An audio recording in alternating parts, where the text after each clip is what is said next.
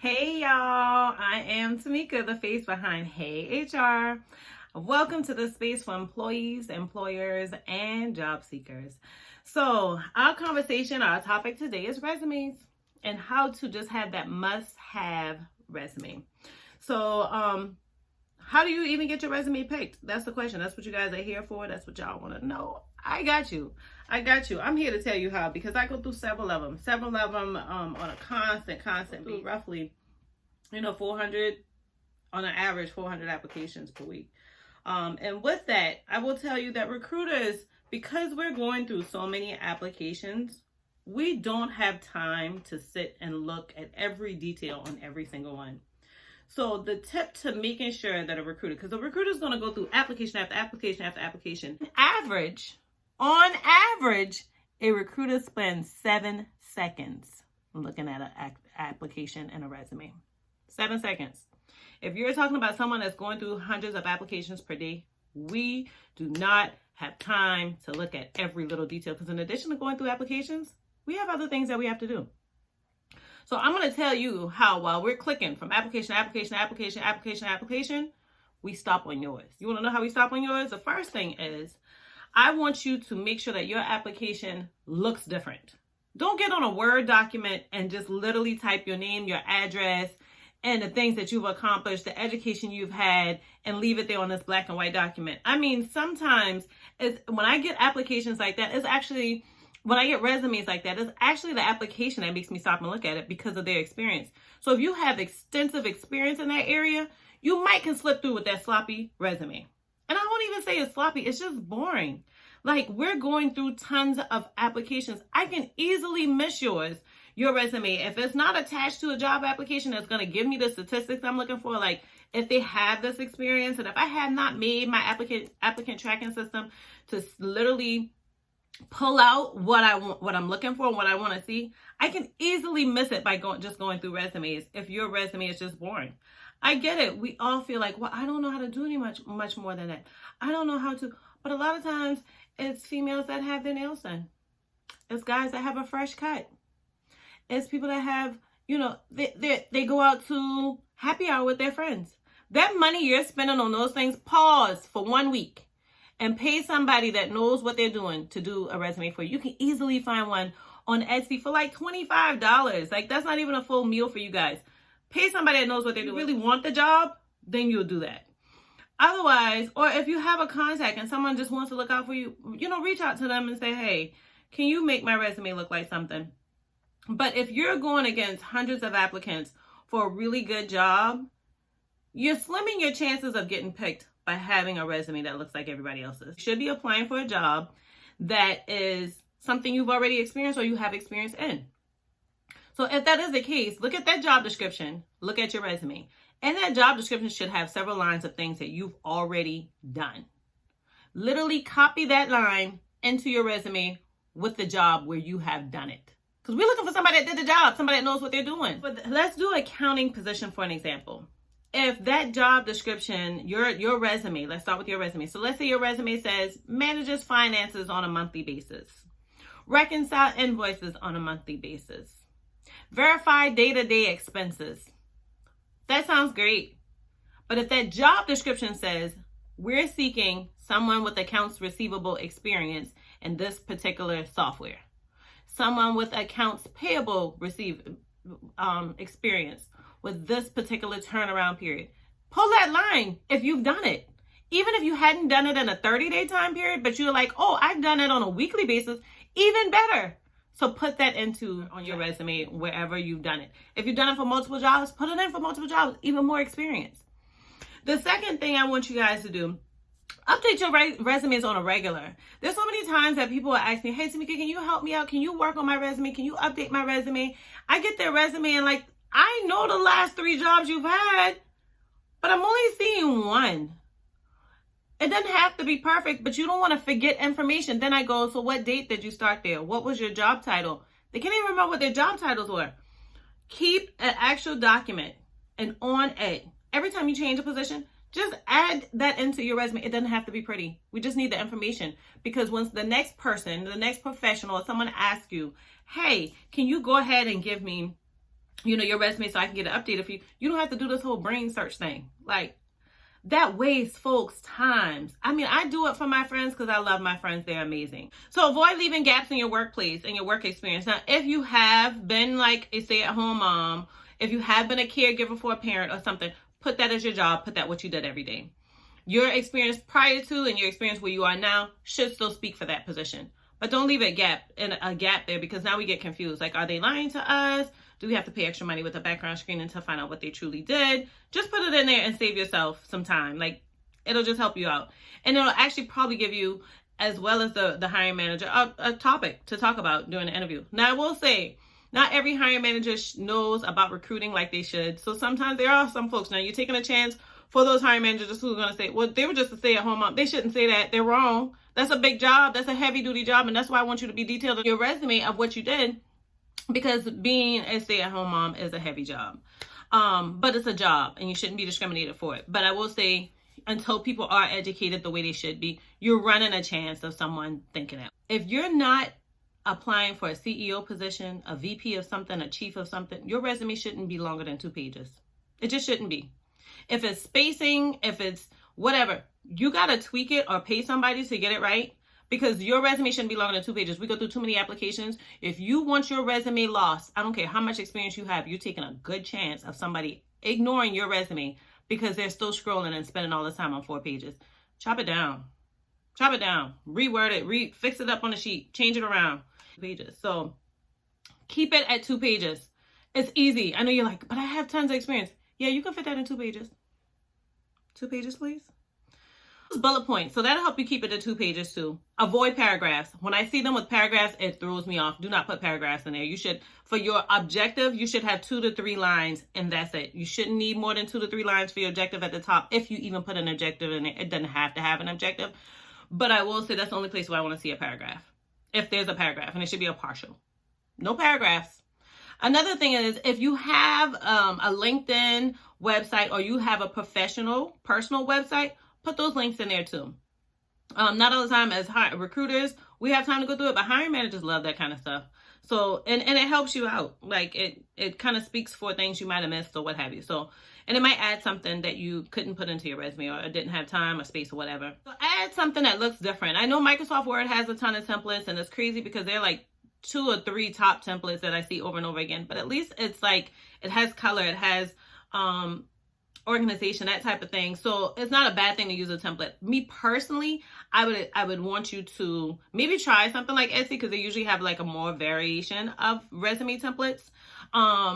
But if you're going to use Word, maybe if you get a template, change the color on it or what have you, if they're colored areas or something. But you don't even have to do that. Just make sure that you use a template that's going to help you where you need to go. Just be careful, because I'm that person where when people ask me to do a resume and they bring me a template, I cringe. Like, I will charge you more money to fix your resume because you brought me a template. Seriously, it's too hard to like move it around. Most of these things have it situated where like the whole document falls apart if I move one, spacer or whatever, or a box or whatever. Add color, make it bold. Another thing that I highly suggest is, and especially if you're in management or above, or even a professional position, if you've accomplished things at your last organization, put those in there. So I would say, if you can, put like a box under that job. You put the job, the city, the state, the time frame that you were there. You're going to put like in one box, duties. That's your everyday, day-to-day, what you did every day, right? That's going to match the job description. And then put like achievements or personal accomplishments or what have you. So I'll give myself an example. I can't really think of someone else at the moment. I'll say at my last job as assistant HR manager, I did a day-to-day thing. So I did onboarding, I did training, I did managing staff, that type of thing, right? That's what's going to match the job description. But some of my accomplishments that probably no one else behind me is going to do immediately or can do, or something that I put in place as a foundation so that it makes the organization flow better, is I wrote an employee handbook. I literally did. I implemented several software. So I implemented Cobra software. I implemented workers' comp policies. I implemented or I updated or revamped PTO policies. I revamped the total rewards or benefits package. Those are things that I did that's a foundation for that organization that's going to work to help that organization function better with me there or not. I increased the number of people that's on a medical plan from 20% to 40%. Numbers are amazing. If you have the right hiring manager or you're applying for the right job, they're going to like stats. Include stats if you can. You guys should know this stuff, because if you're doing it, like you're putting passion into it, you probably had a performance review that's talked about it. Like, use stuff from your performance review. Put it in there as your accomplishments. Okay? And then add page numbers. So just by chance, a lot of people should have electronic application systems. But if by chance they don't, and sometimes you don't know, maybe you put it in there as electronic application, but to filter it to the next step in the interviewing process or the hiring process, it has to be printed out, right? Or maybe we print it out for your employee file, and we're printing out tons of applications to go in different files because we're hiring tons of people, right? Make sure that your application has the page number at the bottom and also your name and your phone number. So by chance, if that paperwork gets mixed with something else, or we drop a stack of paperwork, we'll know this is so-and-so's resume that goes here, and this is page 2. This is page 3. Like, it won't get lost, okay? That's kind of an old age technique because now everything's electronic, but it's still a good technique. I wouldn't drift away from it because there are times that I still print them out. And sometimes I have somebody that doesn't have access to that part of the software. Or someone that's getting emails all the time, so I don't want to send them another email. I need them to look at this resume. So I print it out. So, and then this is something that's kind of a cheater. If you're like worried about your age, maybe you're too young in your experience. You might feel like, oh my God, I've only, I've got a ton of experience, but I'm only 22 years old. Majority of the organization is in their mid-30s, early 40s, right? And that's not a bad thing, but we don't want folks to focus on your age. We want folks to focus on your experience. Because when you're applying for a job, the only thing I should be looking at is if you're an experienced person to have this job. I'm not looking at your age. I'm not looking at anything else. I'm just looking to see if you're experienced. And so experience speaks volumes. I don't care how old you are. I'm looking to see if you can do the job. And that's what people are talking about when they say equal opportunity and organization, equal employment opportunity organization. Y'all see it on applications. You see it on job postings. You see it in employee handbooks. You see it on their door of the organization. Equal employment opportunity means I'm not looking at anything discriminatory. I'm just looking to see if you're skilled. So don't put your graduation date for when you graduated college or high school. It's honestly not necessary. I just want to see if you have it completed. You can put completion date. It doesn't always tell me the date how old you are, but if you put it chronologically, okay, I was in high school this year, I was in college, undergrad this year, I went to grad school this year, I did an externship this year. Now I can guess your age, and if I can guess your age, so can a hiring manager, and nobody should be able to guess your age. So don't put in chronological ages, years of completion. But what I would do is when you get to your highest level of experience or education, when you get to your highest level of education, when you get to your highest certification, when you achieved a professional goal of that nature, then put those years in. And so for me, because I have a high school degree, I have a bachelor's degree, I have a master's degree, I potentially would put in the year that I completed my master's degree. Only because I want them to know that I completed it. It's not something I started, I took a couple classes in, I completed it. So I would do something like that, but honestly, beyond that, try to keep those years out of there. So I'm going to tell you a few things that you guys should make sure not to do. These are no-nos. These are no-nos. And I'll tell you why they're no-nos. So the first no-no is don't put a picture of yourself on your resume. I see too many of those. I get it. You guys are beautiful. I would want to, I don't think I look too bad. So sometimes I want to put my own picture in, but I don't. Because now I'm not just saying I'm qualified for this job, which is the only thing they're looking for. And they can find this in my resume. They can find this in my application. So I'm not only just saying, hey, I'm qualified for this position, but I'm saying I'm a female. I'm African American. I might have a head garb on, maybe, right? Let's say I'm African American, but I also practice, I'm also a Jewish person. So I have a head garb or something. I'm telling my religion. Let's say in my background, I have a picture of Jesus Christ. Now they know that I'm a Christian. I want you guys, we don't need pictures. We'll see you when you come in for the interview. If you have a LinkedIn profile, we'll peep at that because that should be more professionally aimed and it shouldn't have anything personal in it. And we should not be looking at that. By this time, we've already decided we kind of want to move forward with you if we're looking at your LinkedIn page because I don't have time to look at LinkedIn pages. I like when I get requests from them and I accept them. I don't have a problem with it. But I'm not looking at your LinkedIn page while I'm trying to give you a job, while I'm going through like hundreds of applications. Another thing is, include your links to those profiles. I think I already told you guys that, but don't include ones to non-professional sites. I don't need a link to Facebook. I don't need a link to Snapchat. I don't need a link to IG unless those are professionally based. Most times Facebook and Snapchat are not. So if you have IG and that's a professionally based thing, it's showing me your experience, it's showing me some things you've accomplished, I'm okay with that. Otherwise, keep it to LinkedIn or a personal website. Something that I mentioned already, I'm going to mention it again because this definitely leads into a future video. So I haven't gotten to this video yet. It's probably coming super soon because my plan was to do it right after I launched this video. But is use more than 2 pages only if you're applying to an executive or C-suite position.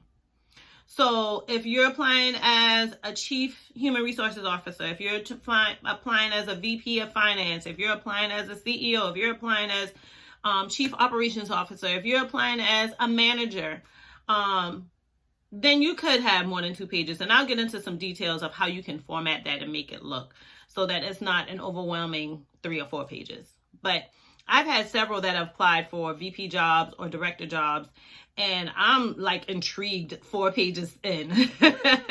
I'm intrigued from the first page to the 4th page because they've done experience that requires me looking at it. It tells me how amazing they are for this organization, how much I should move forward with them, how much I'm now just looking at a personality fit or a culture fit more so than experience.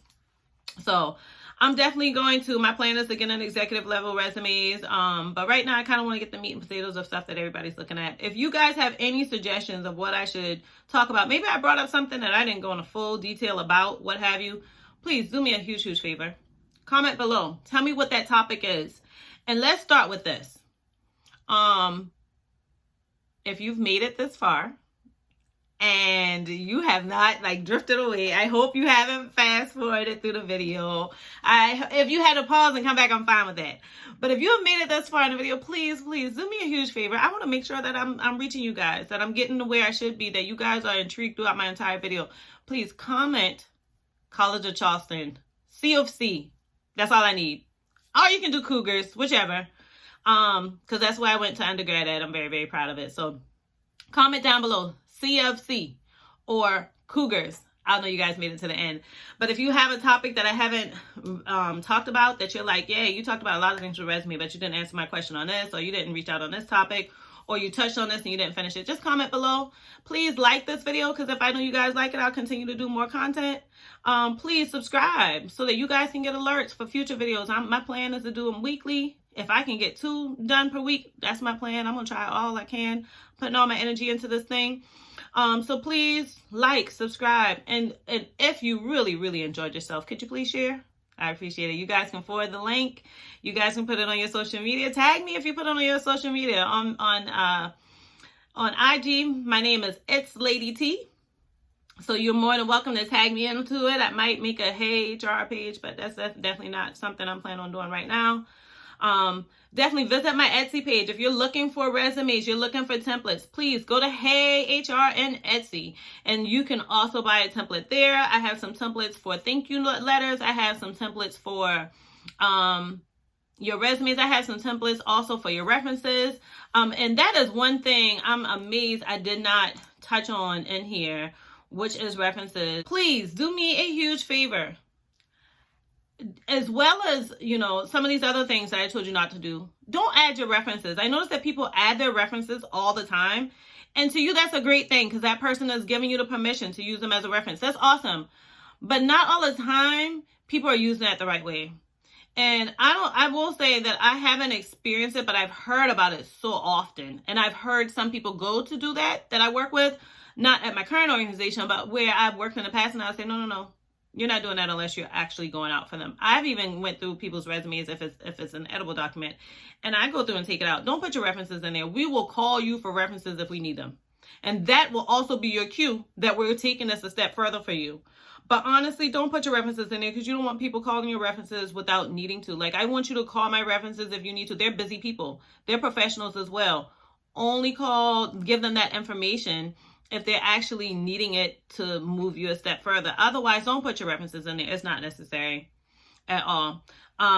You can put their name, don't put their phone number, their email address. You can put their name and their job title, which company they are, but don't put contact information. Even if the system requires it, put like 1, 2, 3, 4, 5, 6, 7, 8 as a phone number and abc@gmail.com. But don't put those folks' information in there, because references should only get checked after you've given the authorization to do that.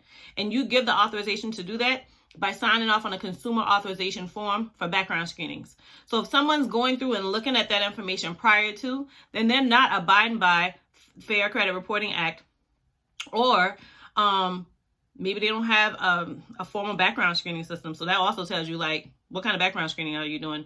And I want somebody who's doing one that's comprehensive, because you might be getting old information that's incorrect. Background screenings video coming up too. But I will say this, references, take them out. You don't need that in your resume. You have experience for a job. Like, let's say I had worked in human resources for 10 years, but maybe I had a part-time job working at Target, or maybe I had, stopped working for a period of time. It was hard for me to find an HR job, so I just took a job at, Barnes and Nobles to make ends meet until I start working again. You don't need to include that as a big, bold thing in your job application. Put all of your relevant experience and then put other experience at the bottom, real small. Don't put duties. Don't put what you've done. Just put, I worked at Barnes and Noble as a customer service rep from this time to this time. Small at the bottom. You don't want their focus there. You want their focus on your experience that's relevant for the job.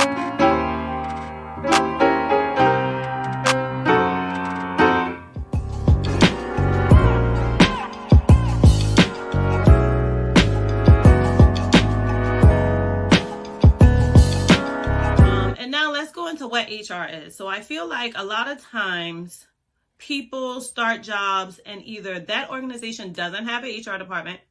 If they do, that HR department feels so extended. So they're either folks that you're talking to with emails, they're folks that you talk to over the phone, they're folks that you talk to through electronic systems, but not all the ways are they like readily available for you. And so HR has progressed over time. It's still fairly new. When I originally went to get my bachelor's degree, there was no HR degree. So when I went to get my master's degree, that was the first time I've ever heard of an HR degree.